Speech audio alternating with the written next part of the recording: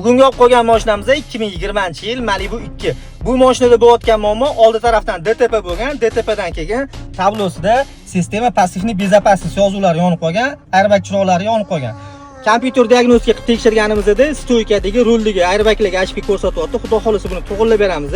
Bundan tashqari parktronikga ham HP ko'rsatyapti. 4 ta parktronikda abrif ko'rsatyapti. Yo shtekerdan, yo simdan bo'ladi. Bash parktronik knopkani bosganimizda chiroq yonish kerak, ishlash kerak. Shu narsa ham ishlamayapti. Buni ham xudo xolisa simlarini tekshirib, shtekerlarni hammasini to'g'rilab beramiz. Zavодской holdagi ishlagan bo'ladi. Tablosida ham oqchi chiroqlar yonmagan bo'ladi. Yozuvlar ham chiqmaydigan bo'ladi. Hammasi zavодской holdagi ishlagan bo'ladi. Kimning mashinasida shunaqa muammolar bo'layotgan bo'lsa, Lifecar O'zbekga murojaat qilsanglar, ishlarni cho'tki qilib bitkazib beramiz. Bizani YouTube, Instagram, TikTok tarmoqlarida kuzatib borsanglar bo'ladi. Kanalga a'zo bo'lmagan bo'lsanglar, a'zo bo'lib qo'ysanglar, sizlar uchun albatta foydali va manfaatli videolar qo'yib boramiz. Sog' bo'linglar, salomat bo'linglar.